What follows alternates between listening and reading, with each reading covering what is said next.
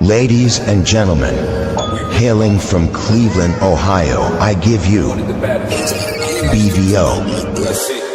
Oh, we boxing?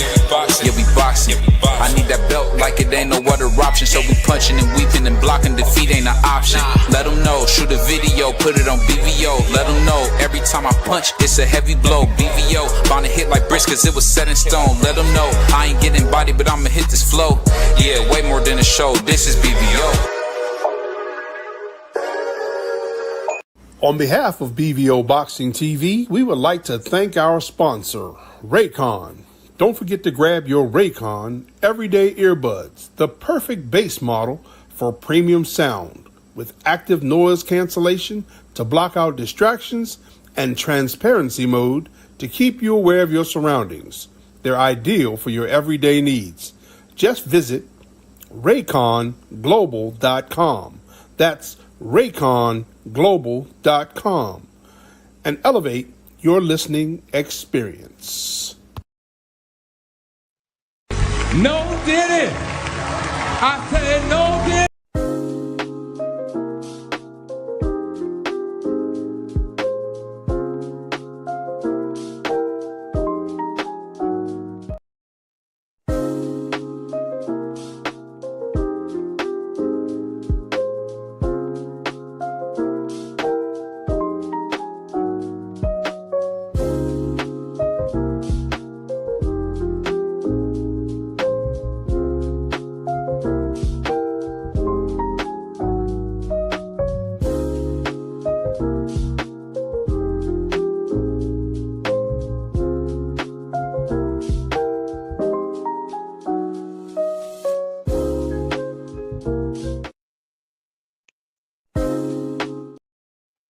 Yo, what's up? It's your boy BVO Boxing, man. The king of boxing talk. We back. Tell the whole world BVO Boxing is back. Spread the news that we back.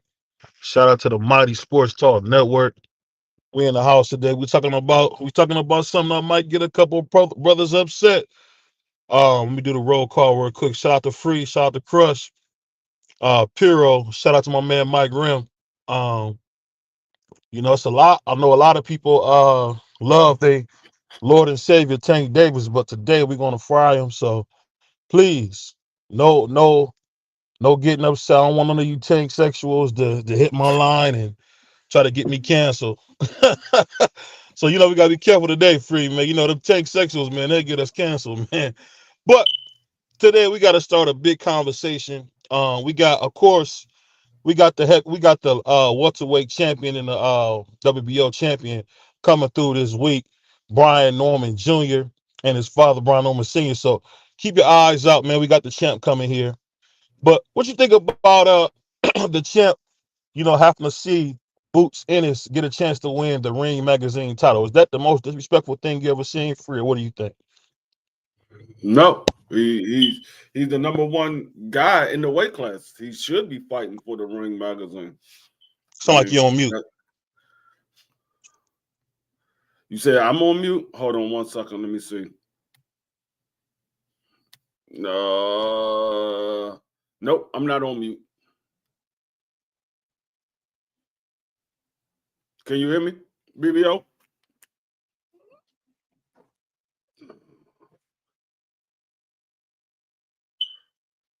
Can you hear me now? Yeah, I can hear you now. Yep. Yeah.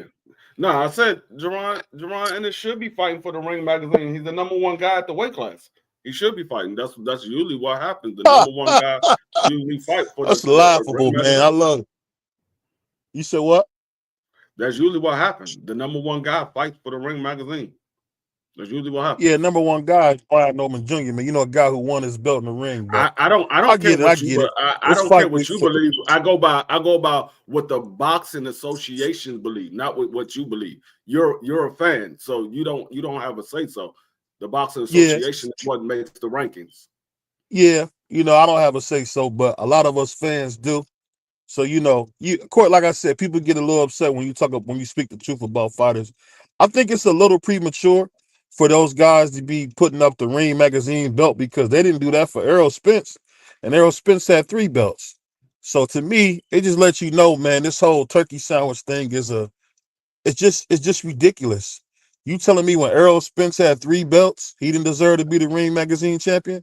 They didn't crown a Ring Magazine hold on. They didn't crown a Ring Magazine champion until they got an undisputed champion, which is to me just letting you know that Turkey doesn't know what he's doing. So, I didn't say that he didn't deserve it.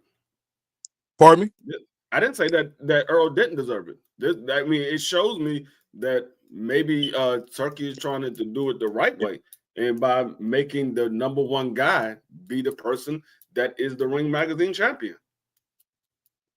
Yeah, I mean, that makes sense. I'm just more or less saying I seen Earl, put his blood, sweat, and tears in the ring and didn't get this opportunity. But that being said, what? No, I was gonna say, yeah, that's true. But what if you believe that Earl deserved it and they didn't do it? Turkey wasn't in control of the Ring Magazine. The person that was Oscar. I was about to say that. Yeah. Yeah, that falls on Golden Boy. I was going to say that. But Deep Free, we be on the same vibe a lot of times. So yeah, so that ownership goes on Oscar De La Hoya.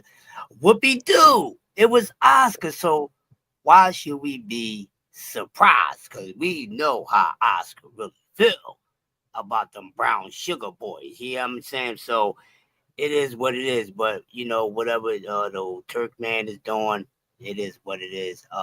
That's something for those guys to worry about. It's not my problem. It's not even my interest. My only interest is these dudes getting in the ring and showing me who's better than the other. That's my only interest. Yeah. What you got on that, Mark? Yeah, good night. Peace and love and respect to everybody in the building. What's the question? Question was, I was wondering they're going to give the boots Ennis winner I keep messing that too. Stanionis boots winner the Ring Magazine belt. I was saying, do you think that's disrespectful when Errol Spence had 3 belts and he didn't have a chance to get the Ring Magazine? I was saying, what do you think about that? Well, that all depends on the rankings. It's so if Boots is number 1 and Stanionis is number 2, then yeah, I agree with it because that's the rules. Yeah. I mean, I guess you can't cry with spilled milk. Errol had his time in the sun. I believe that young man's getting ready to retire real soon. I don't know. But that's you don't know what's gonna happen with Errol, but I just feel like that's a real slap in the face. And I want to ask you guys something. Which was I mean that you can't how you gonna say that's a slap in the face when he didn't fight Bud Crawford, and that's the rules. It's not the Ring Magazine don't hand out their belt based on 2 other sanctioning bodies getting together. That's not the rules. It's based on the rankings. So whoever is number 1 and number 2, Bud Crawford was number 2, and he didn't fight him. He didn't fight him for years, and he said himself, "I want to get all my stuff together on my side, then I'm gonna go fight you." So that's on Earl Spence. How you gonna say that's a disrespect? That don't even make no sense. I get what you're saying. I'm just more or less saying as a person who watched Errol really try to unify the division. I think in the last probably I would say the last 10 years of boxing, you've seen 2 guys actively try to become undisputed, and that was, of course, Errol Spence and the young phenom Devin, the American Dream Haney. So I'm just saying, it's funny how like they got different rules when different people take over, and that just kind of speaks to boxing kind of being a little corrupt.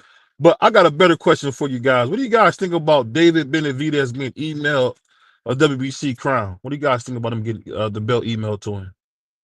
Well, I'm gonna say this real quick.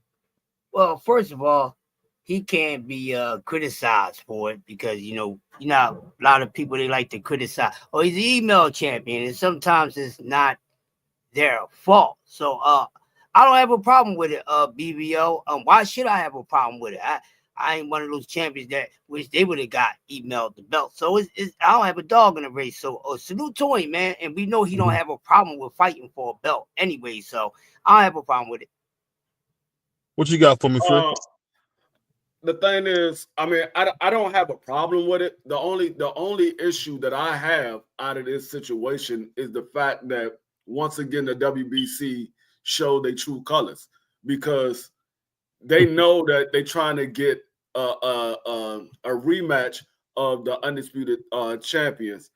And we got Bivol 1-1, we got Arthur 1-1.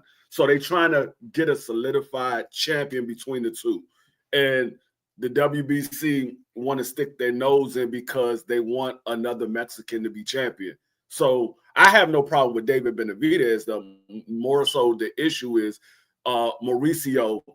He didn't do that when it was Canelo, but now that it's Bivol and it's Arthur in the situation, now all of a sudden you want to strip the champion and give him the belt because you say he deserves a fight with the champion. But he didn't deserve a fight with Canelo when he was the #1 contender for the last 3 years, and he had the interim belt for the last 2 years. It shows what Mauricio Suleiman does. Go ahead, Mark. I know you got something for me, man. No, I agree with Free. That shows a clear bias towards Mexicans. It shows a clear different treatment. I don't like that. If it was a black fighter in the situation, they wouldn't do that for him. But so is Beterbiev and Bivol, is that locked in? They're doing a third fight? I don't know. I haven't heard anything about it. I haven't heard, but they haven't committed to. But they didn't commit to giving David Benavidez his shot. So that kind of threw a wrench in that.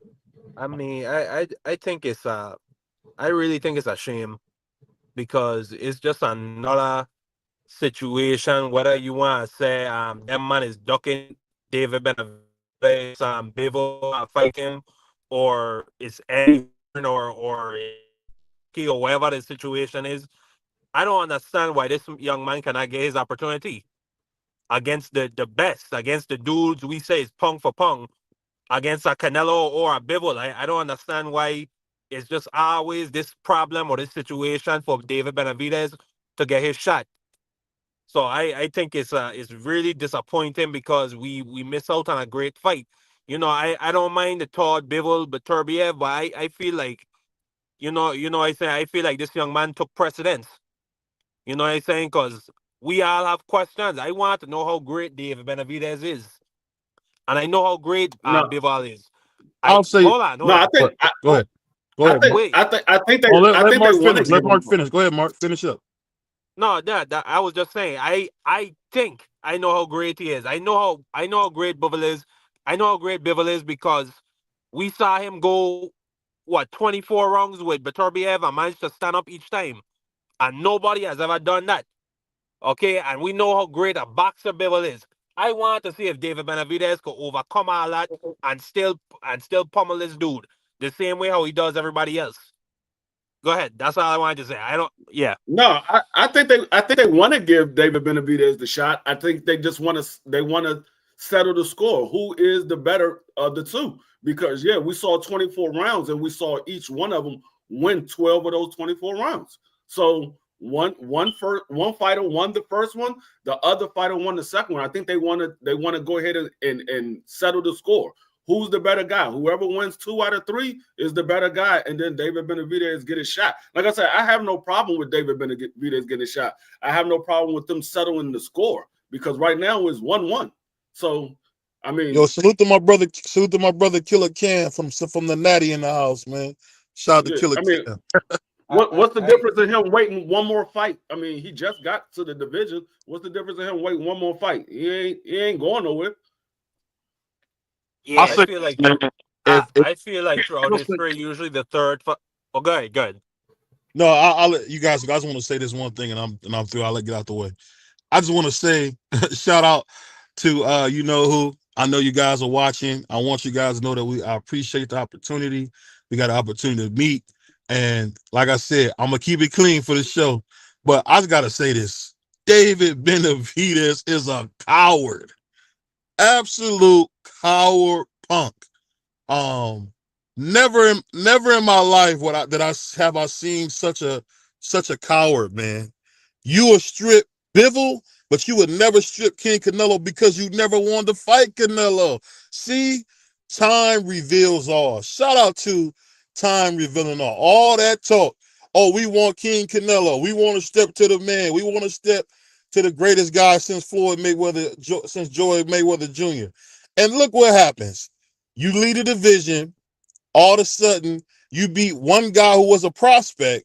Now you stripping Bivol, but you never had the the cojones to step to Canelo. And I'll tell you what, for all you boys out there who thought that King Canelo was scared of this punk, he never was. He never wanted to fight. That's why he ran the light heavyweight, because he knew Canelo was going to beat him dead. And I just want everybody to know this. This guy, David Benavidez, is a complete fraud. One of the most candy moves I ever seen in my life watching boxing. What a clown. You know what he did? This is the same as when Riddick Bowe threw the belt in the trash.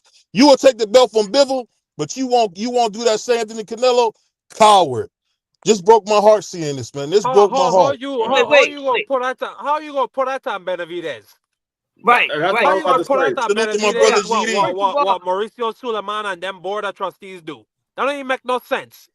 No, that's what I was about to say. It has nothing to do with David Benavidez. It has everything to do with Mauricio Suleiman.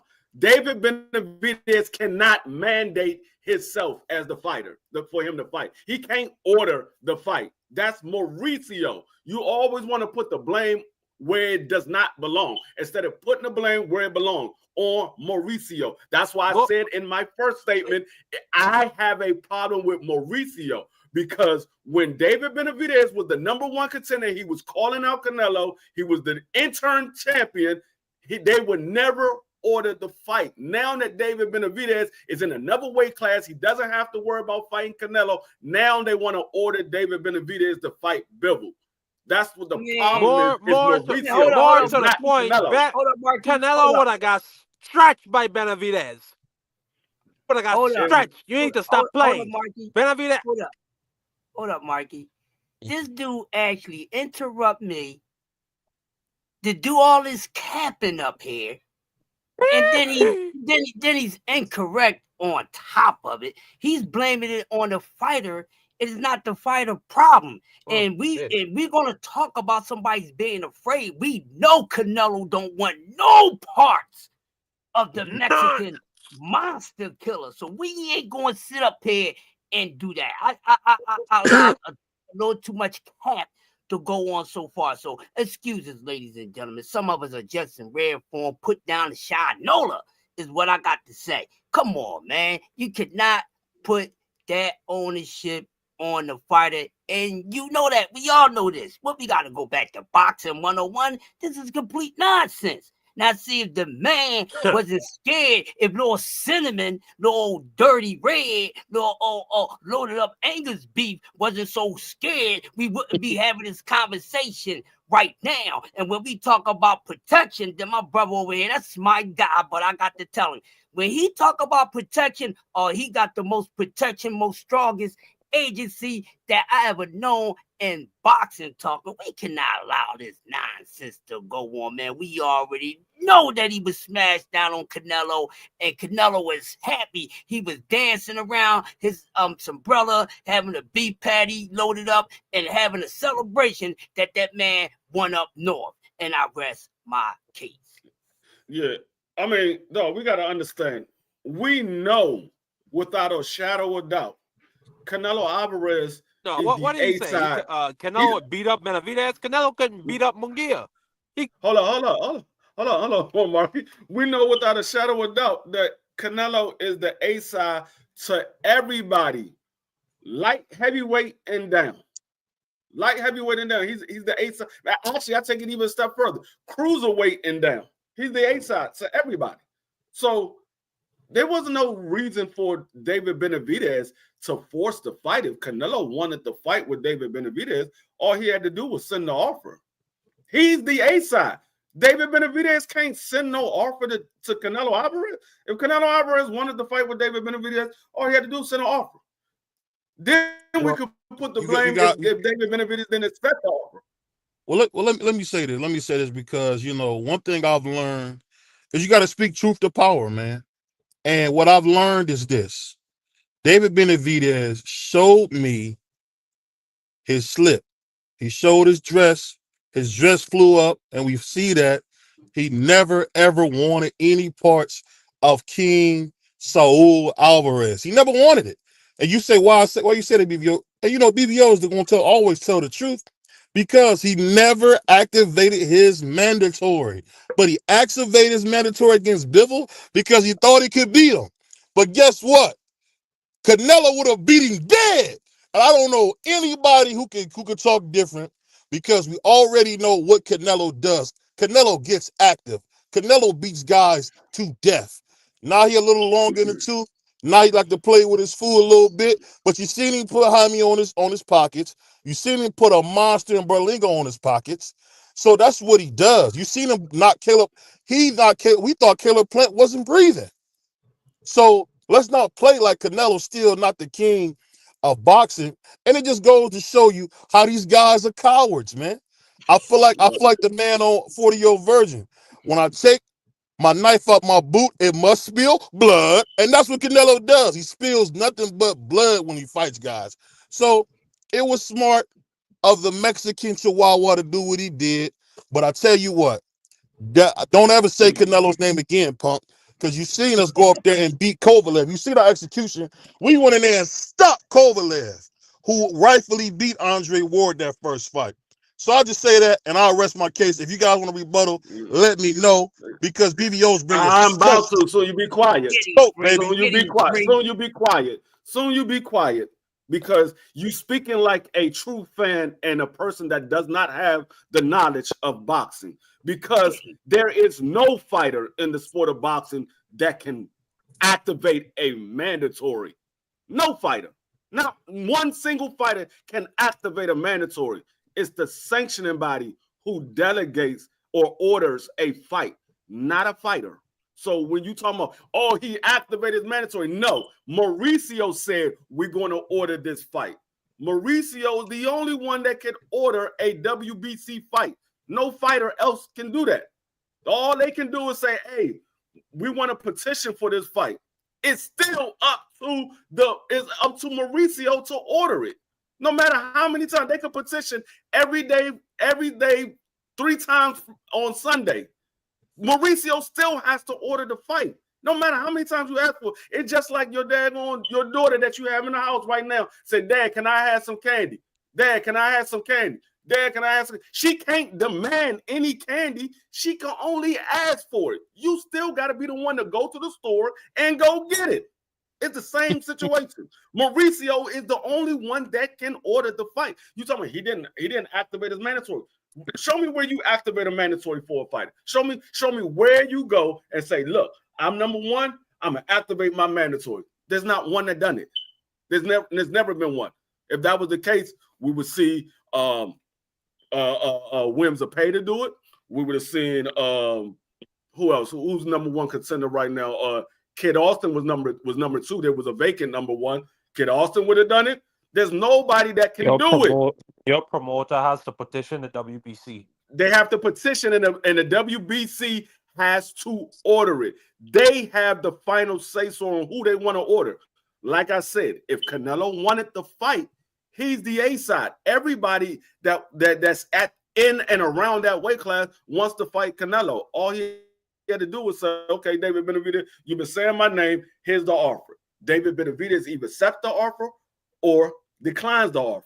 That's when we put it on David Benavidez. But at that point, it's on Canelo or Mauricio Suleiman. If you don't want to put it on Mauricio, then it's on Canelo. If you don't want to put it on Canelo, then it's on Mauricio. We can't put it on a fighter who has no say-so in the situation. What offer was David Benavidez going to send Canelo? He doesn't send an offer because he's a B-side. You remember when Canelo was signed with PBC and he decided he was going to leave because they was going to make him fight David Benavidez? And he said, no, that's not one of the names that was on my list. That's not one of the names that was on my list. No, I'm not fighting him. He didn't want the fight, not David Benavidez. You always want to turn a blind eye to Canelo. He was terrified, Mr.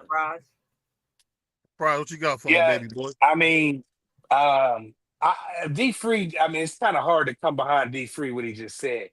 Like, I think people want Sean Porter kind of created that term, activate. No did it. I said no did it. I say no did it. No did it.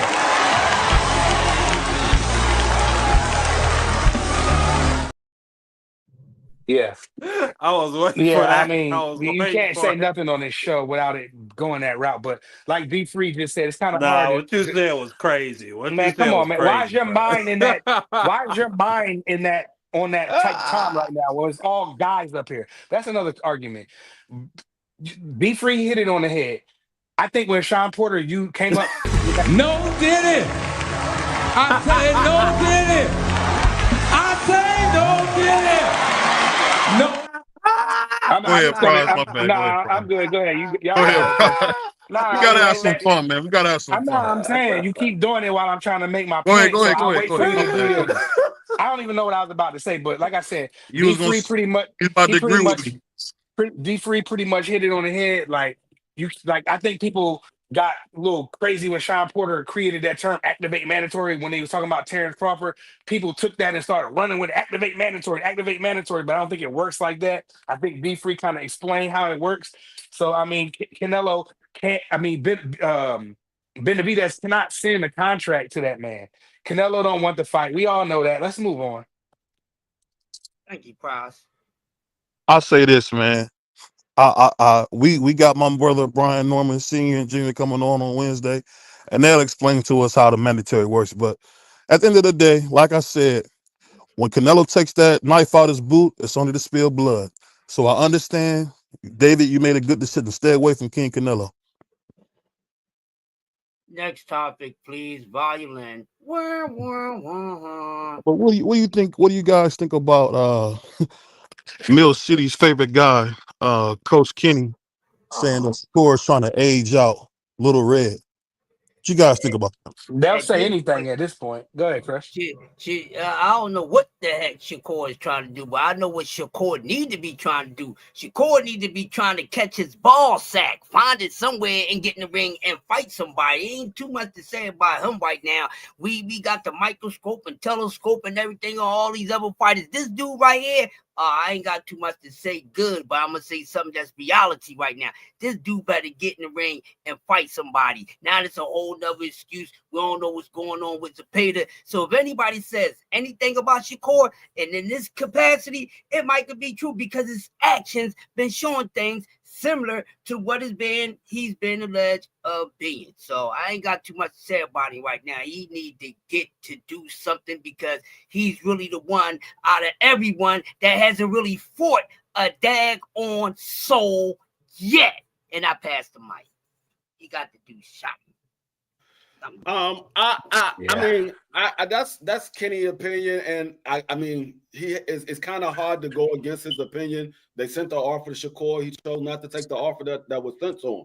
He decided to go sign with Eddie Hearn and do business over there. And we see Shakur now. He's over there with Eddie Hearn, and according to Shakur, he feels like Turkey is lowballing him. But I mean, how can you say somebody's lowballing you? You didn't headline any card that he's put on. How can you say he's lowballing? He said, "Oh, well, he promised me a number, and now he's coming back with another number." Regardless of what he promised you, this is what he's giving you. Do you want the fight or you don't want the fight? You went over there because you said that's where the money was at. That's what you went over there for. Remember, you said you went over there because they was going to give you a bag. Well, you see, you're not getting the bag, so you go either take the fight or you're not. If you go to purse bid, they're not going to. Nobody's going to bid more than $3 million on this fight. Nobody's going to bid more than $3 million. So now it looks like the offer that Bob Erm offered you, 5 fights for $15 million. It looks like that was a good deal. It looked like the one fight deal that PBC offered you to fight Tank Davis. It looked like it was a good deal. So you're just out here making bad business decisions. That's all it is.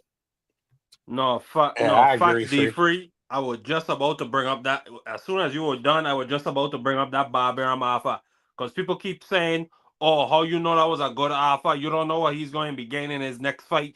Well, now we see he's up here saying, "Oh, they lowballing me." Well, you had a solid guaranteed contract with Bob Arum for 5 fights, $15 million. That would have been $3 million per fight. You'd have been good.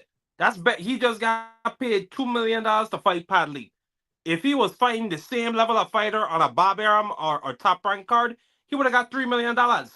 So that right there is a loss. And like, I have to agree with Free.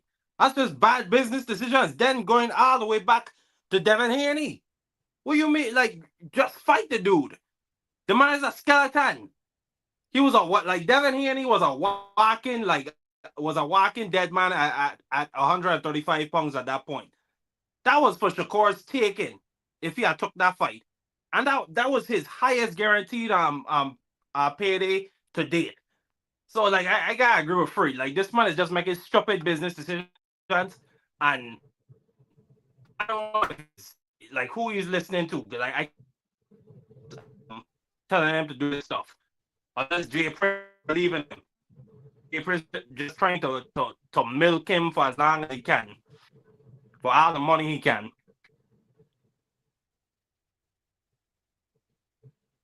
Well, that being said, you make a good point. And what do you guys think about Jay Prince, former gangster, saying Tank should do this for the hood? What do you guys think about him saying that? For what? I mean, I don't really. Jay Prince, to me, you know, I don't know what his deal is. I respect him because he's a brother, but I mean, you can't really put too much into what he's saying. And Shakur need to do this, and they need to do that. You know, Shakur needs to figure out what he wants to do. Marky Dan just told y'all, the man had Devin Haney. He had Devin Haney right there for the taking. He didn't like the offer. Knowing Devin Haney wasn't going to make that weight, you should have took complete advantage of it, and then we could be calling Devin a duck. But no, you got upset and said you want to go another route. So that's on him. He has to figure out what he wants to do. Now, Jay Prince Jr., I mean that I'm not gonna comment on him. I'll pass. I mean, for what hood? I mean, they from two different hoods. What hood are they putting it on for? They ain't from the same hood. They should be just putting it on for boxing. Forget the hood. Put it on for boxing. This man's almost 70 years old. He talking about the daggone hood. If you don't sit your old tail down somewhere and let these dudes fight. I ain't want to say that, Free. I ain't want to say that. But you're right, though, man. He's 175 years old, and he's still running around here. Like, ain't nobody scared of mob ties no more, dog. Everybody's strapped up everywhere you go. Nobody's worried about them. So he's still running around like 1990, 1980. And I don't know. Like, I got respect for the Prince family. I don't got nothing against them brothers. Shout out to them. But come on, bro. Like, why do we gotta bring the hood in? If you're not from the hood, you can't be a good basketball player. You can't be a good boxer. You can't be a good person.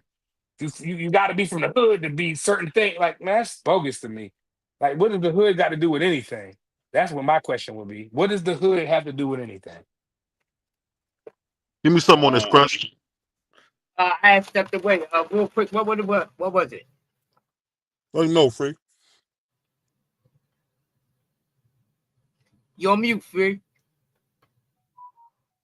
He said basically, how do you feel about Jay Prince saying that Tank Davis and Shakur should put it on for the hood? Put on for the hood. Jay Prince sounds so unprofessional and so ignorant that it makes me sick to the stomach. Put it on for the damn hood. What's the damn hood? I'm tired of this hood stuff. Right. That's what's wrong with us now. Everything hood. You at the bottom of the damn barrel like nothing good come out the damn hood. Hood brings you a lot of diamonds in the damn rough. Most of the diamonds you find in the so-called hood. More so than you find out there in the suburbs and Malibu and all that. So he sounds so ignorant. What do you expect from a street guy? Any darn way, people.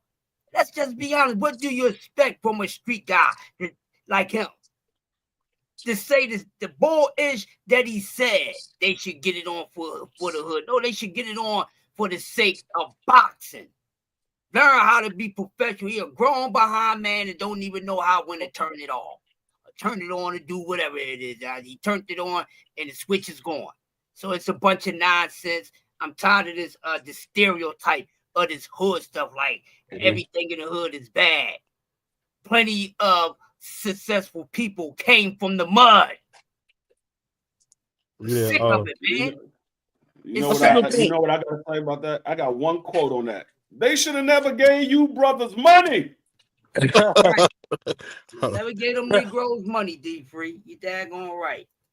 And I'll kind of That's just a add bad that and say, stereotype, man. Very confused. I'll say this.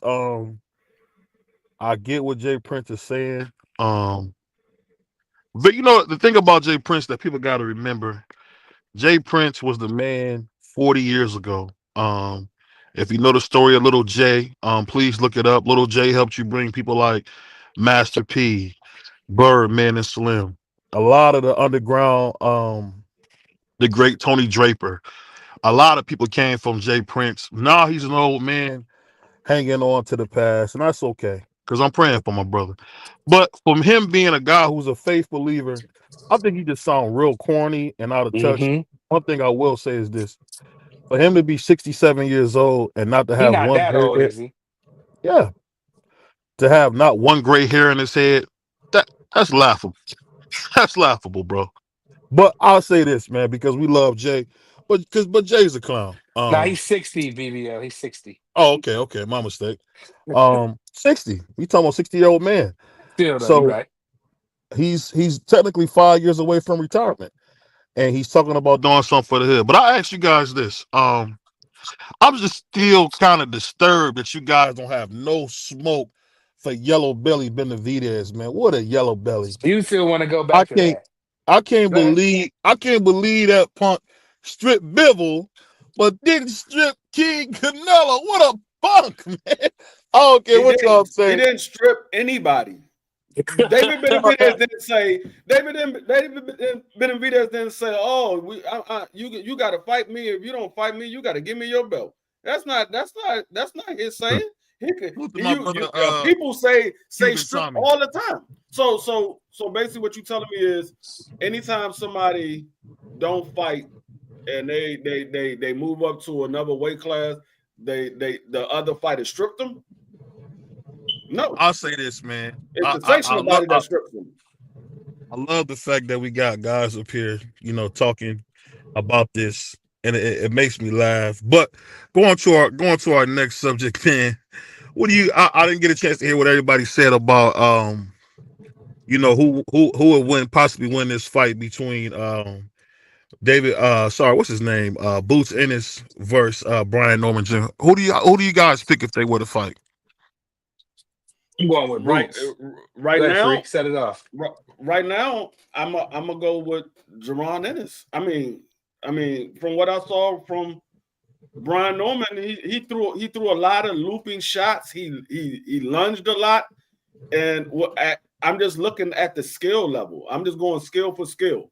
If you throwing looping shots and you lunging in and you coming in not behind a jab the way he did when he had his opponent hurt and he got rocked by 2 solid shots, you can't do that with a guy like Jerron Ennis. You gotta fight educated. You go in there just throwing looping shots, you're gonna get caught with something straight down the pipe. And we know that Jerron Ennis got fast hands. We know he got power. And Jerron Ennis is gonna hit you straight down there. You throw a looping shot on Jerron Ennis one too many times, you're gonna get caught with a straight shot right in your dome piece, and you're gonna be wondering why you getting up off the daggone can. Why the referee's looking down at you? I'm like, hold on, I was just standing up. Why are you looking down at me right now? What happened right here? You know what I would say? That's a beautiful thing coming for free. But man, I can't wait till they fight. I'm gonna have my sombrero on. I just got my sombrero on the mail. I'm actually on our live this weekend. I'm gonna have my sombrero on, man. We gonna have some fun, man. Because when Brian Norman stops Boots, I'm gonna celebrate. Why you gonna have a sombrero, BVO? Isn't it 2 black fighters fighting? I believe Brian Norman's grandfather is Mexican or something. I think. Oh, shout out Probably not though. We going with the brothers, man. We gonna pick with the brothers, Brian Norman Sr. and Jr. That's cool. Hey, like I said, Brian Norman Jr. He definitely you can argue if he's the best welterweight or the second best welterweight, but nevertheless, I feel like Jerron Ennis and Brian Norman are the two top welterweights. I want to see Jerron. We got a fight coming up this Saturday. I was looking up at the tickets. It's pretty much sold out in Atlantic City at the Boardwalk Hall. You got 3 sets of tickets I saw you can buy on StubHub. Groupon? No, it's on StubHub. I seen one for $150. Another set. It's only 3 sets you can choose from. Because like I said, it looked like the place is sold out. So there's only 3 different tickets they gave me options. That's on StubHub. I don't know what you use or D3 or Crush uses, but I'm thinking even if I don't go to ticket, I might just pull up at Boardwalk Hall. You know what I'm saying? Because that's gonna be lit. Maybe we can get some content or something. But I don't want to go to the fight by myself. That's my only problem. If I had one of y'all to come with me, I'll go with just me and one of y'all. But I don't want to go dolly though. That's a little excessive. Hey, BBO, I'm not gonna let you. I'm not gonna let you just bypass what you just said and think nobody heard you. This man said Brian Norman Jr. grandfather is Mexican. He believed he's Mexican or something like that. He said, so I'm gonna go with the brother. I'm going with Brian Norman Jr. You just called the man. You just said the man is Mexican, then you gonna say I'm going with the brother. I'm going with Brian Norman. Yeah, I heard that. I'm always with the brothers, man. You know, so I've always picked the black guys. So it's been like that since day one. Where I've always put the black guys. But I'll say this: one thing, 2 things for certain. We're gonna have a unified champion in the welterweight division. Just ask one. We didn't see your show, and brother, we want to ask you a question, man. What do you think about what I gave that point about King Canelo and the games? You know, the Mexican Girl Scout is playing. What do you think? What was the question? I'm sorry. Wasn't it kind of ironic that he was stripped Bivol but not stripped King Canelo? And does that prove that he never wanted to fight with the king? I wouldn't say he stripped anybody. I would say the organization stripped somebody. But if the fight, well, you know, that he really wanted to fight, and you know. Oh, so you using a word salad to not hold Benavidez accountable? Okay, No. Listen, if you're gonna say, you know, he stripped somebody, he ain't stripped nobody. It was the organization that stripped somebody. But if you're gonna say, you know, he moved up to a whole other weight class to avoid Canelo, then yeah, you could say that. But you can't say, you know, he stripped somebody because he ain't stripped nobody. It was the organization. We all know that Mauricio is probably one of the most fair guys in boxing. Going back to his father, Jose Suleiman, who worked with our beloved brother Don King. So I'm just wondering why people are saying that Mauricio could be cricket. There's no way. His family is known with the best promoter in boxing, Don King. No, I understand that, but we're not talking about a Mexican. We're not talking about a Mexican fighter and a black fighter. We're talking about a champion and a #1 contender. That's what we're talking about. We're talking about David Benavidez was the #1 contender for 3 years while Canelo was in that weight class. He was the interim title holder for the last 2 years while Canelo was the champion in that weight class. Not one time did Mauricio say, you know what, I'm going to go ahead and mandate this. Matter of fact, I'm about to say free when he did. Now I'm thinking about it. Hold up. Now I'm thinking about it. Canelo Alvarez has never fought a WBC mandatory fight since he's been at 168. He's never fought one. Facts. When they mandated David Benavidez, he get pissed off and dropped the belt. Was it Yigit a mandatory?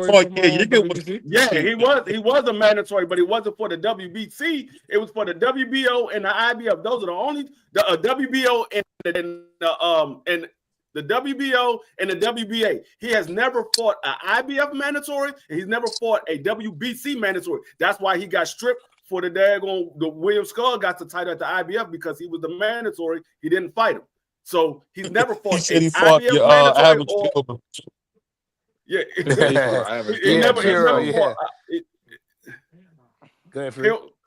I believe he did, but I'm not sure. So I'll go with you on that. I don't think that he did. Either way it go, I think Benavidez was smart because I would hate for Canelo to pull the knife out his boot, man. I would hate for him to do that because we're gonna see what happened to Bud Crawford, man. And when Canelo pulled that knife out the boot, man, he spills blood, man. That's what he do, man. So I just think Cass got to put some respect on the King of Boxing's name. You know, a lot of people say that Little Red is the cash cow. Not even close. Not even close. Lil But let me Red. ask you guys this. You know, one question that's been going on out there, man. What is going on with Shakur? Why is it one bad decision after the other? What do you guys think? Got too many hands in his I let y'all go pockets. ahead, Cook. I gotta grab something real quick. Go ahead, Cook. Good. I think he. Go ahead, Chris. Chris. Yeah, he been. Go ahead, Chris. Cause he's a punk.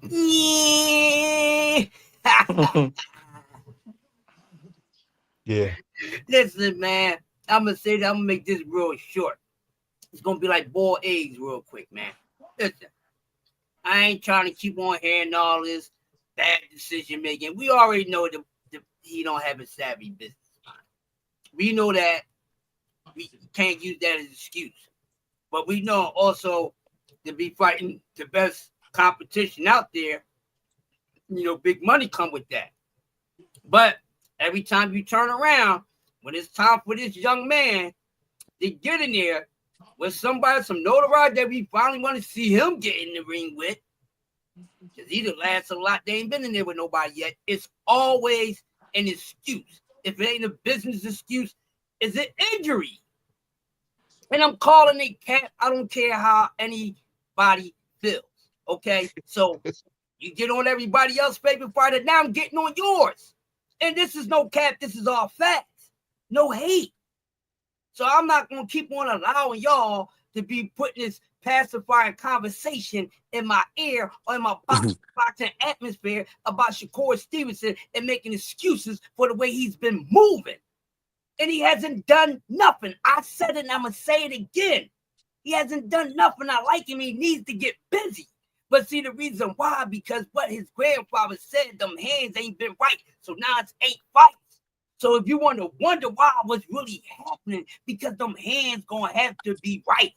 See, Grandpa was talking all this stuff. Yeah, he probably 75% for the level of fighters that he's been fighting. But yeah, we ain't getting no dad fight. We most likely ain't going to get no Tank fight. We ain't getting no Zapata fight. So we really want to see where he's at. He ain't showing us nothing. Everybody else showed us a little something. You get no credit for no Valdez, no Heron. Who are they?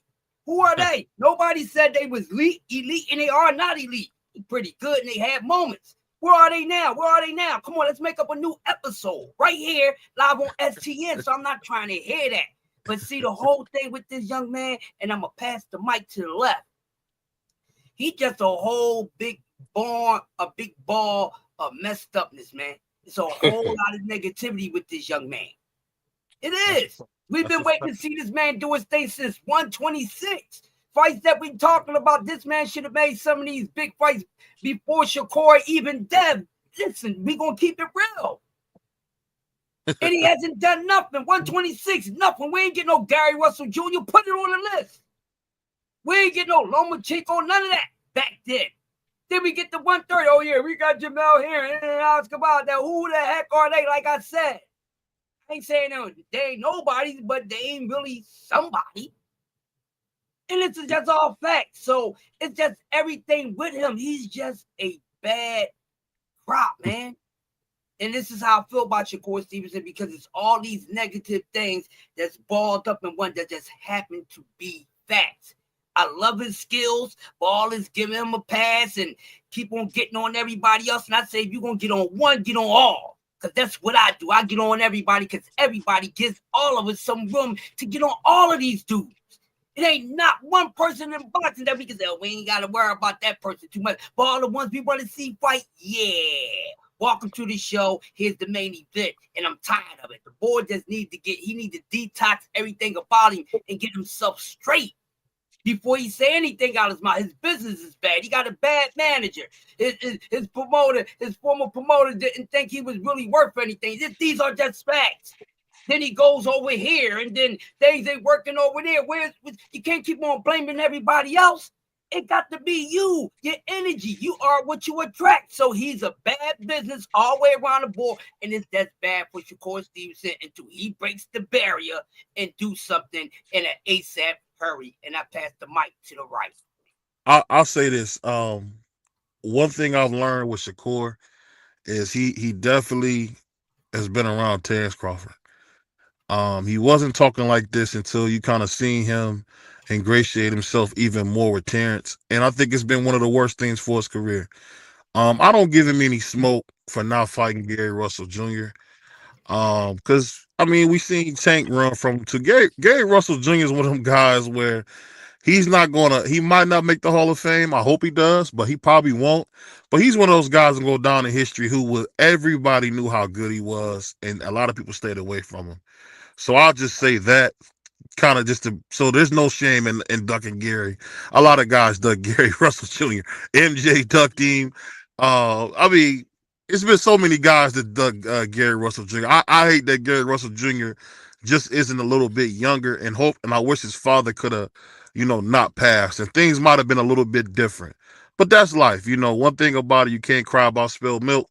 We got Gary Antoine and we got Gary Jr. as his trainer. So maybe that was God's plan. So we'll take it as that. But when it comes to Shakur, give him credit for beating Jamel Herring. Jamel Herring beat the taste out of Lamont Sanford's mouth. And you got to give him credit for that. Oh, my bad. I meant Lamont Roach. So, and Lamont Roach went life and death with Tank Davis. So it's just one of them things where you never really can tell who's who. And the triangle theory doesn't work, no matter how you put it, because we've seen Ali struggle and lose 3 straight fights to Ken Norton. And we've seen him lose to Joe Frazier the first fight. And then we seen Big George Foreman beat them both to death, beat them both dead where they ran. And then Ali beat George easy. So, the triangle theory doesn't work. I just think Shakur, who's a very talented fighter, he got to just learn how to shut his mouth. And you know what? I'm going to be honest with you. When you're dealing with young men who don't have their father around, you get a man that's mouthy, or you get what I call fake tough. You get a guy who do a lot of huffing and puffing, but won't bust a grape. One thing about BVO, I can tell what kind of man you are by how you speak. If you're real rah, I know for a fact I'm going to split your head open. If you're quiet, I'm nervous about you. Because anybody that has emotional intelligence understand the loudest man is the weakest man. And I think, unfortunately, Shakur has just been the loudest man. And it's catching up to him. But I'll say this. If he was to fight Tank, I got him beating Tank in a easy majority decision. But we probably won't see that fight because we know Tank don't fight his contemporaries. So we ain't even got to worry about it. As far as the Devin fight, hey, whatever happened, he didn't fight Devin. I look at that as a duck. But everybody's been scared of Devin. So we ain't even got to play that game. We seen Tank was scared of Devin. So Devin has been terrorizing them guys his age for years. And now the moment Ryan Garcia, beats him by majority decision, all of a sudden he's trash can water. I mean, and I'm not a Ryan Garcia fan. I think he's a piece of crap. But I just say, no matter how it goes when it comes to boxing, man, we can't put everything on Shakur, but Shakur didn't know how to shut his mouth. He's talking like a woman. And when a man's talking like a woman, I just want him to hush his mouth so he can figure out what's going on. And him talking, he's talked himself out of millions. One thing about Tank that people don't give him credit for, Tank know when to shut up and get that money. So no matter what you say about Tank, people laugh about his imaginary 5-fight contract or 6-fight contract where he say he was getting more than Floyd, but we never seen any details on that. But guess what? Whatever Tank is getting, we don't know because he got his mouth shut. And I think Shakur should take a lesson from Tank. Shut up, take a little bit less, and go make something happen. Because he's really going to get himself blackballed. You don't want to be like Devin Haney, where your father talks so much trash that you got to take one of the hardest fight deals there is. You got to fight Jose Ramirez, then you got to fight Ryan, then you probably got to go up there and fight Brian Norman Jr. Psh, man, that's tough. But go ahead. What you got for me, Free? I wish I had some violins because you definitely needed it on that little spill that you went on right there. Because I heard all this rigor and anger and all this when it came to David Benavidez, but when it came to Shakur, it sounded like you wanna start crying for the brother. Man, the problem is Shakur does not want to fight he don't want to fight a tough fight. He doesn't want to be in a 50-50 fight. He doesn't want to be in a fight where he's the underdog. And you was right when you said when he got with Bud, he's been acting a lot like Bud. It's the same situation. Don't want to be in a 50-50 fight. Don't want to be in a fight when he's the underdog. He will always want everything in his favor. The problem is, and you said you can't blame him for ducking Gary Russell. Yes, I can. Because that man was the one that said he wanted to be unified. He wanted to be undisputed at 126. Gary Russell said, well, we can get in the ring. Shorty knows what it is. We can do it. I know who he is. He a good fighter. We've been in the gym, but Shorty know he can get it. That man didn't want no smoke with Gary Russell. So you have your select anger towards certain fighters because when it comes to Tank Davis, Tank Davis this, Tank Davis that. When it comes to Shakur, oh man, I understand this and that. No, it ain't no I understand nothing. They fighters. You had the same anger for everybody across the board if they move in the same way. You have give credit to everybody the same way if they move in the same way. Stop having favoritism. That's the problem with a lot of fans. We have favoritism instead of calling straight down the board. You call it straight down the board, you ain't got to worry about nobody saying, oh, you switching up. Because I ain't gonna never switch up. I'm gonna give it to you straight. The man, D-Free, I don't think. Yeah, I disagree just slightly with you because I think you pretty much hit everything else. Like he was on point with everything else. I feel like he does want a big fight. I'm not gonna say he doesn't want a big fight, but as far as he didn't want no big fight.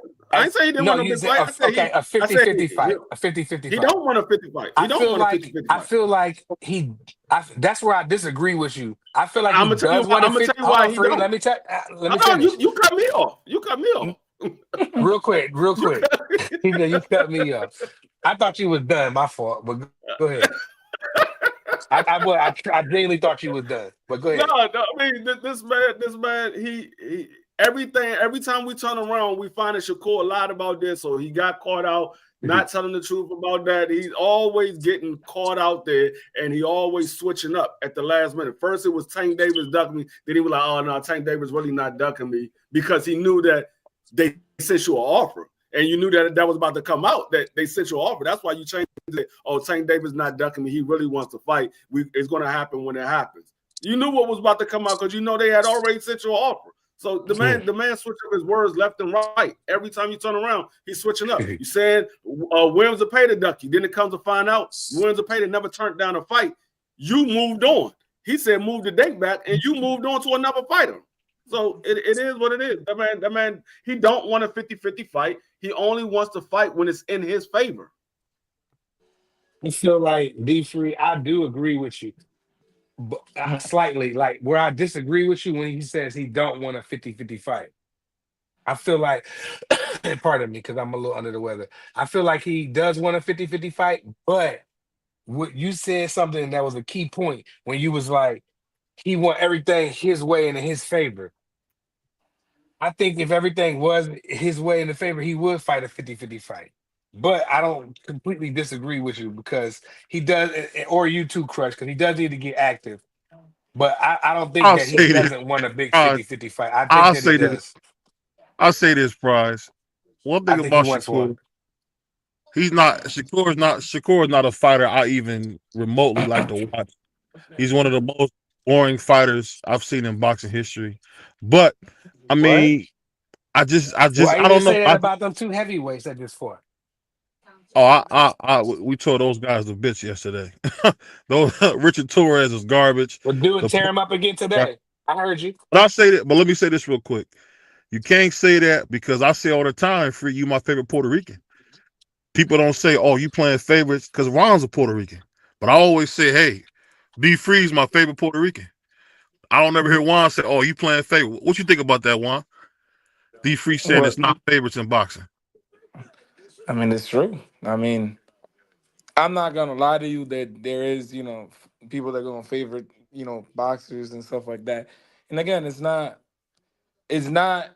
it's not a bad thing. It's what you feel. Now, if what you feel is that you gonna ride with this dude, that's cool. You know what I'm saying? For me, that's you I don't want to say it, but what you riding him hard for some reason. But like Yeah. with the Shakur thing, honestly, I'm kind of getting I'm sick and riding tired somebody of it. hard. I'm kind of getting sick and tired of it, and it's it's saddening because the kid has all the skills in the world, but he just doesn't want to fight. Like you go on, fight hype, and you say, well, Tank don't want to fight me, but then not even a week later it says, oh no, he wants to fight me, but the fight's not happening yet.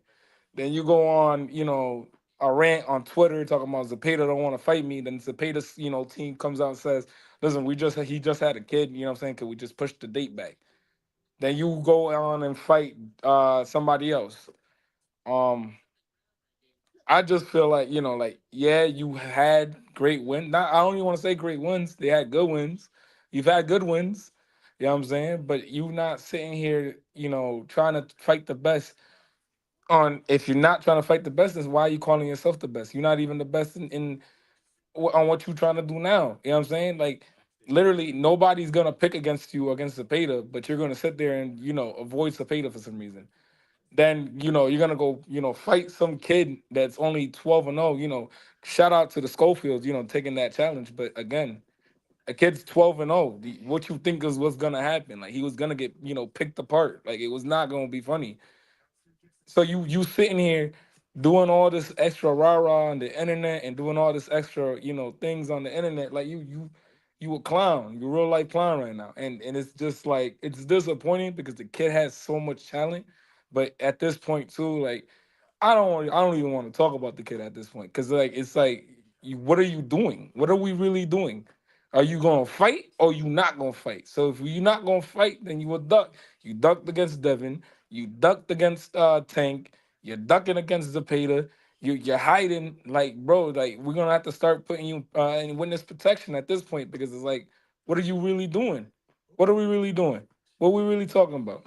Like until he fights somebody, bro. Honestly, I really don't want to talk about this kid. Like That's he's tough. just. It's not. And it's not. And mind you, I'm the biggest supporter. All of y'all can sit there and say yes, because I am the biggest supporter of this kid. But at this point, bro, if you're not gonna sit there and fight nobody, shut your ass up. Sorry for the cuss Yeah, word, but shut up, bro. yeah. Shut up. Shut up. And Seriously, shut up. this I is the hate thing. that This it's is like the that for him. thing. And what you said was solid, but I think you be in the bodegas all day, serving up heroes and stuff. So you probably didn't understand this one part. Shakur is not that good. You already know that. He's not that good. Um, he's just not that good. I mean, I'll put it like this. We seen Andy Cruz look like Michael Jordan when he fought him in the Olympics. Um, I just He don't. ain't fighting Andy Cruz. I mean, not Andy Cruz. Sorry, not Andy Cruz. My bad. I forgot about the guy's name. I'm thinking about Robeisy Ramirez. Robisi. Ramirez. My bad. I said the wrong guy. Same dude, Spanish. My bad. I said the wrong one though. But no matter how it goes with Shakur, man, he at the end of the day, man, he should have never got around Terrence Crawford. The moment he got around Terrence Crawford, you see Shakur frowning. You see Shakur talking about his little man. Like, You brother, know, you know, you brother, know, what are you my talking fault, about, you little man? I just my don't. fault. I don't know. I don't know what's up with this dude. The dude, he's corny. He's Yeah. corny. Say what you want about Tank Little Red, but Little Red ain't corny. He's a little, you know what I mean. I don't know if you ever seen the Fred Sanford thing. He's a little, Look, funny. but He been fondled. other than that, Tank is authentic. He's authentic. The tough guy stuff, he thinks he's tough. Tank is the type of dude, if you in the neighborhood, you're going to have to take his life. He's going to say something to make you hurt him. As my man Omar said in the wire, you're going to make me hurt you, yo. He one of them type of dudes. But Shakur playing tough, come on, man. You got curly hair and dimples. What you going to do? The only time I seen, Honestly, I let me think say this real quick while I'm done. He only time I ever seen Shakur really try to get active when he punched that woman in the back of the head, or he's punching that guy who he's punching that civilian. We ain't seen that Shakur ever in boxing. So I hate to say it like that. I know my man Wally Moses might not give me an interview because of that, but the truth is the truth. I like him. I want to like him. I think he could be a big star on Madison Avenue. He should be eating Captain Crunch, hanging out with little kids, giving them popsicles. He should be a superstar. But no, he wants to play the thug role. Ain't nothing worse than a light-skinned thug, man. It don't look good. It I don't look just good. I But just think honestly that he's just been moving. I don't know. Again, and y'all gone over with the Jay Prince thing, so I'm not gonna go over that again. But him being with all of them, and then on top of that, you know what I'm saying, you're gonna go sign a Matchroom. Like, you had the choice to sign to PBC. You had that choice. You know what I'm saying? You chose Matchroom. Out of all places, you chose Matchroom. On top of that, you Mhm. chose Matchroom because you felt like that was gonna be an easier path. Like, why would you choose Matchroom when all the fights at 35 are basically at PBC? All the fights at 35 at that point were at PBC. You had Frank Martin, you had Tank, you had all the 35ers at PBC. Mhm. So it And ain't top no rank. ain't no yeah, and top rank, but top rank really they wasn't gonna match these guys up at this point. Right, got you. So Yeah. we gotta sit here and really talk about it. Like, bro, like, you making these decisions because you technically are the boss. The manager is working for you. You're working for he's not working. You're not working for him. He's working for you. You got that completely messed up. So at that point, you making these decisions. So if you're making these decisions, all right, bro, I see how you moving. Listen, salute, you getting that money, but at this point, bro, you a duck. He ain't even getting that money now.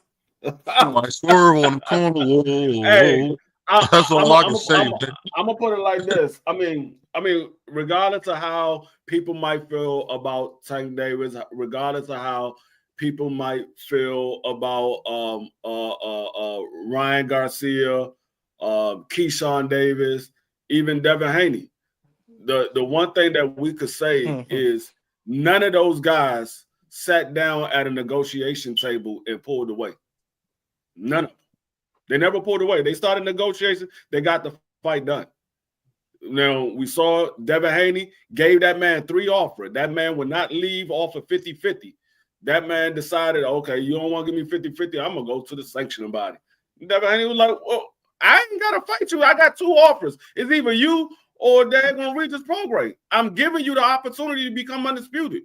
You're not taking the offer. I gave you a flat fee. I gave you a higher flat fee, and then I gave you a percentage. You still saying 50-50. No, I don't have to give you 50-50. You ain't doing what I'm doing. You're not doing the heavy lifting like I did.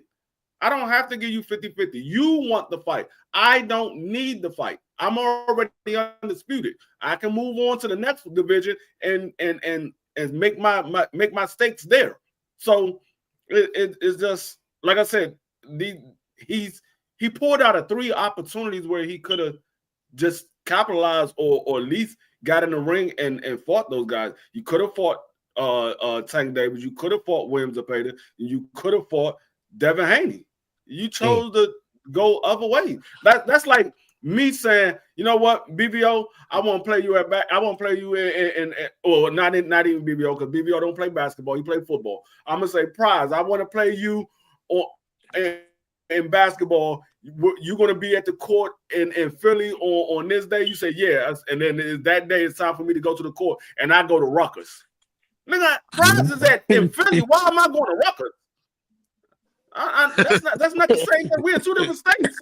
He in Philly. I'm going to Rutgers.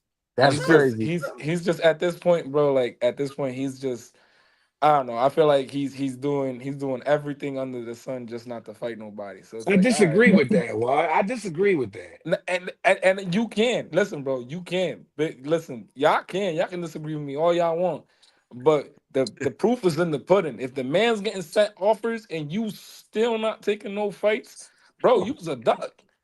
You was a supreme duck. And we not saying, yo, you not the talent. You have talent. I'm not saying he doesn't. You have talent, but When we looking at Devin's taking fights. We looking at Ryan. As much as we hate saying, yo, Ryan ain't ducking nobody. Ryan taking all comers if he wants to. We looking at Tank's taking certain fights. We're looking at, Rolly's taking certain, even though he's getting torn up left and right, he's taking fights. You don't see that with Shakur. When's the last time you really sat there and was like, yo, bro, when's the last time you was like, yo, nah, this is a 50-50 fight? When was the last time y'all really sat there and said that? Well, Man, we Shakur is haven't so really much said that about superior anybody. than he's so really, much. What's so funny? When's the last time? Because what Devin it was Lomachenko. You had the Lomachenko fight. You had for some reason people still saying, "Oh, Prograde's too big for him." So when's the last time you really sat there in a Shakur fight and was like, "Yo, bro, that's a 50-50 fight"? Well, I don't think you ever have. he hasn't had he never had a 50-50 fight ever in his career. But a lot of people have it. So I mean, well, neither has Gervonta Davis. Yeah, my bad. Yes, he did. Yes, he did. His 50-50 fight was Jose Pedraza. Yeah, Nobody knew. Okay. Nobody knew who Tank Davis was at that time. Nah, that was Pedraza was the favorite. Yeah, I guess. Yeah, so. he was the favorite. Yeah. Yeah. I mean, Shakur has never fought in a fight where he was the underdog. He's never fought in a fight where he was the underdog. Well, Shakur needs to get moving. I don't know what is going on with his hands. I'm not disagreeing with y'all, Juan, D-Free. I'm not disagreeing with y'all. Only part where I disagree at is when y'all say he don't want to fight nobody. I know it looks bad. I know it looks bad, OG.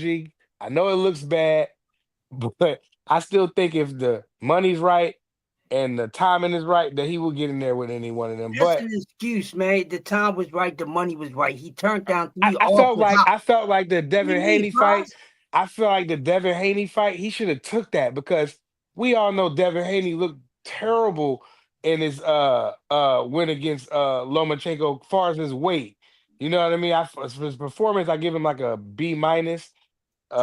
He did land some good body shots, but I thought Shakur had it right there. I'd have took that 10%. It still would have been his Shakur biggest payday.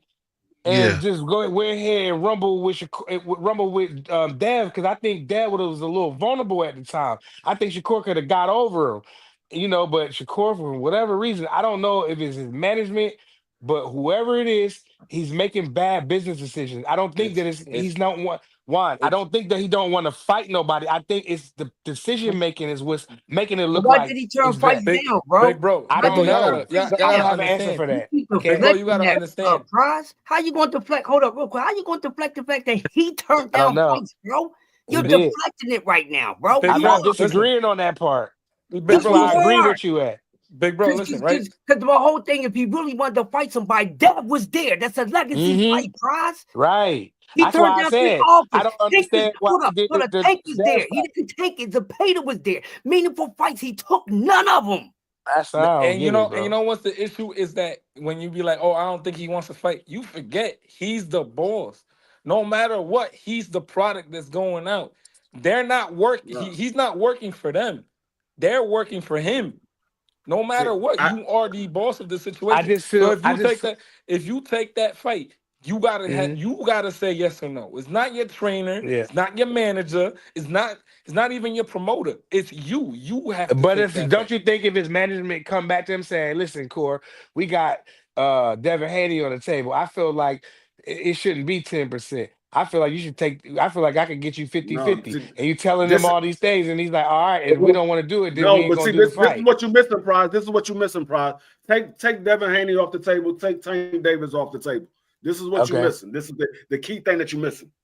Shakur Stevenson is the WBC champion. Williams Zapata is the mandatory. Shakur gets 70%. William get 30%. Right. Why is he not taking a fight? I don't know. Are they going to strip him? Because why is he not fighting his mandatory? Like I want to see him in there with Zapata. It's not ordered yet, but I'm saying that's the most that William can get is 30. He's the I mandatory. don't That's the know. most that he can get is He's 30. with All Eddie you got to Hearn. do He is over say, there with Eddie Hearn. I don't know what they doing, D Free. I really don't have any answers for no, you on that. It don't matter who he it with. has nothing to do with Eddie Hearn. He ain't gotta have Eddie Hearn. He could say, you know what? Let's go to a press bid. Eddie Hearn don't want to put the fight on. I let somebody else put the fight on. Regardless of what they spend on the fight, he still gets 70%. Williams Zepeda gets 30. He still gets if it's only 3 million, he gets 70% of that 3 million. Williams get the 30% of the 3 million. It's hard to argue for Shakur Stevenson. It's just that I want him to do better, man. I really want him to do better, too. man. Listen, bro. Listen, I've been the one dude that's been sitting here saying like, "Yo, he can do it." I'm He the can one do dude it. that's been sitting there saying it. But when you doing this and you moving like this, bro, you doing sucker moves. You doing real life sucker moves. Remember when Can we I ask was? you a question, Juan? That's What's up? crazy, man. I gotta ask you a question, Juan, before we get out of here, bro. Is that okay? Go ahead, do your thing. Can I ask you a question, Hermano? What's up? Hey, man. Yo, you get me with this, bro. How in the world are you not holding this kid, David Bennett? Hold on, we got echo. What's that echo? Mm-hmm. Okay. I'll say this. I can't believe, Juan, you not holding David Benavidez accountable for all these years talking to you on Canelo, and then he strips Bivol, but never tried to strip Canelo. Y'all brothers get me, man. Now Oh you know my what's the God. reason? You know what's the reason why I feel like I'm not gonna do Benavides the same way that I'm doing Shakur right now, is because one, when you're the WBC number one mandatory, and he was the WBC mandatory number one for I think it was like 2-3 years. At this point, right? One, dude didn't fight for the WBC belt until Benavides got stripped. One, two, Benavides been calling for your name for 3-4 years now. You still haven't even tried to take that fight. Then on top of that, right?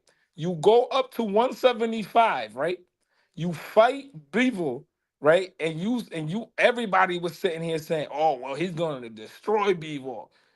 Then gets outboxed, right? Mm-hmm. What else? What and then goes back down. On top of that, goes back down, right? And still Benavides is there. Mind you, draining himself because you know he's a big dude. Pause. He's a big dude, and he's still calling you out, and you still not taking that fight. Mind But you, didn't knowing but that didn't if you put that fight, Prize Fighter hold on, say mind that you, knowing that you put that fight in Arizona or even in Texas, that's one of the biggest paydays you're ever gonna get in your career. On top of that, but didn't Prize call Bivol kibbles and bitch and all that? So I mean, listen, that's what Price said. I ain't saying nothing. That's I that what just was Price that said. was. I can be wrong. You've And been yeah, wrong that's a I'm bunch fact. of You could be and I times. wrong. thought Canelo won that A4, but I can respect you saying See, that when it Bro, comes to bro, Bivol. whatever you Uh, want, bro, send some my way because I need that. Whatever yeah, you. Oh boy, man. You a wild boy. But we got Just Ask Juan show. We got an episode dropping tonight. So keep your eyes open. Just Ask Juan. He gonna do another one tonight, man. He gonna be talking about um the upcoming rivalry with what's the guys, Abdullah Mason and Emiliano Vargas. So keep your eyes open for the Just Ask Juan show. But I'll tell you guys this. I love boxing, and it's great coming up here with my brothers from the Sports Talk Network. And we up here talking this boxing, having some fun. Like I said, May 11th, we're gonna be fully monetized. Thank God, like my man Kodak said, I had to say Jesus please, and it finally worked. So we doing our thing. We shit. got a lot of big things coming our way. So keep your eyes open, man. Crush gave a great show today about Uncle Lee. I feel like he didn't give Uncle Lee his full credit. But shout out to Crush, because that's tough, because people don't realize Rakim is nothing more than Uncle Lee's backup singer. So That people got to understand give about Uncle. only his full credit, man. Uncle Lee. Uncle Lee is like, a lot of people don't know about Eric B. Eric B was about to be running Death Row East, man. So Uncle Lee's an innovator, one of the greatest, producers. I put him and Molly Marr, DJ Premier. You could put anybody up there with those guys. And I feel like, they don't give Uncle Lee enough credit because Rakim was nothing without him. He was great with him, but nothing without him. So, and they did say Uncle Lee for president. Didn't they say that, Crush? Uncle Lee for president? Or am I wrong? Eric B make you clap I'm gonna tell you a reason why a lot of people don't give Eric B the credit that he deserved or you believe he should deserve, is because a lot of people look at the MC. They look at the MC. They don't really look at the DJs like that. So when Eric B and Rakim broke up, yeah, Eric B was still DJing, he was still producing, but a lot of people didn't know who he was producing for. They don't pay attention to the background. They only look at the people that's in front of them. So that's why he doesn't get a lot of credit of certain things. Can I ask you a question? Because I know I've seen certain things and stuff like that, but when like I know in the beginning the DJ was the person they want to go see and stuff like that. That's true. When did you Crush? When did you think it would that change? When it switched up, it switched up after I say like around late 80s. That's when it started switching up. Late 80s into the early 90s, but all through the early 80s, it was the DJ. The MC was second. That's why even though D Free made a point, but with that being said, now people didn't know what Eric B was doing, nor did anybody else when Rakim was on a hiatus, disappeared for like he went to jail and did a 3 to 5, come back home, get out there. But after that, Eric B was more successful. Rakim didn't have any success, but Eric B went on to be a successful producer because he was doing a lot of producing for R&B artists and things like that. But if you don't follow music like that, you wouldn't know. So that is a point by D Free. But who was the most successful after the split? It definitely was Eric B.